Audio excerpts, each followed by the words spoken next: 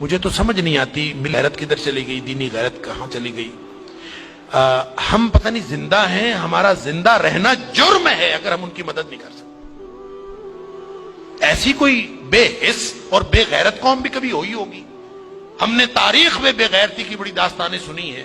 اللہ تعالیٰ قرآن میں فرماتا ہے وَمَا لَكُمْ لَا تُقَاتِلُونَ فِي سَبِيلِ اللَّهِ، اب تمہیں کیا موت پڑ گئی ہے، اب کیوں نہیں لڑتے تم اللہ کے راستے میں؟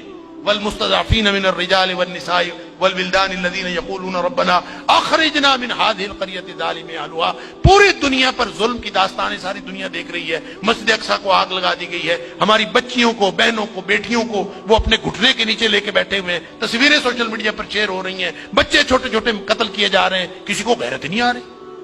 مجھے تو یوں لگتا ہے یہ ہماری نمازیں، ہمارے سجدے کیسے قبول ہوں گے؟ ہم جو مجرم ہیں جو آرام سے بیٹھے رہیں، کیا کریں؟ بے بسی کی انتہا ہے۔ میرا دل یہ کر رہا تھا کہ میں پاکستان کے جو حکمران ہیں، اگر 58 اسلامی ملکوں کے حکمرانوں کو تو ہم کچھ نہیں کہہ سکتے، اپنے ملک کو حکمرانوں کو تو کچھ کہہ سکتے ہیں کہ حکمرانوں اور فوج کی سپہ سالاروں، اگر تم ان کی مدد کر سکتے ہو تو کرو، ذمہ داری تو تمہاری ہے۔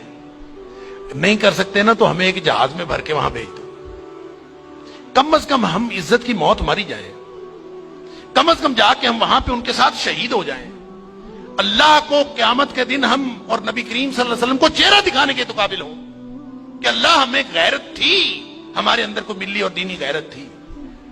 تو دعائیں ہو رہی ہیں، وہ کوئی کہہ رہا ہے کہ اللہ تو کو ابابیل بھیج دے اور ان کا فوت کی مدد کر دے، کوئی دعائیں کر رہا ہے، کوئی دعائیں کر رہا ہے۔ اس طرح کے لوگوں کی دعائیں اللہ قبول کوئی نہیں کرتا۔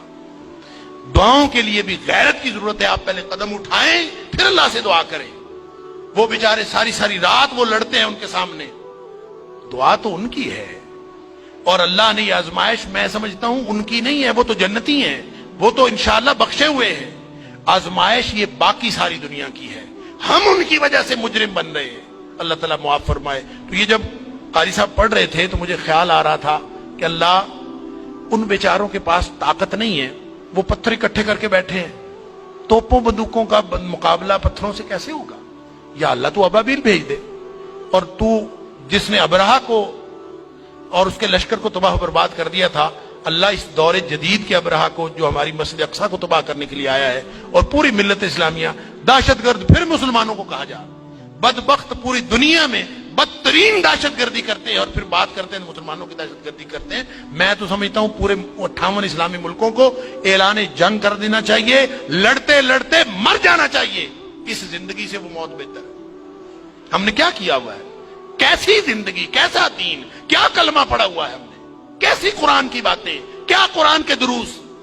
ہم یہاں سکون سے بیٹھے ہیں، پنکھے چل رہے ہیں، موج میلہ پانی پینے کو مل رہا ہے، نماز آرام سے پڑھ رہے ہیں، سجدے آرام سے کر رہے ہیں، وہاں ہماری بہنیں بیٹیاں لٹ رہی ہیں۔ کہاں گئی غیرت ہماری؟ انا للہ و انا الیہ راجعون۔ مجھے تو یوں لگتا ہے کہ شاید یہ ہمارے آرام سکون سے کیے ہوئے سجدے بھی کہیں جرم نہ بن جائیں۔ اللہ تعالی ہم سب کو معاف فرمائے۔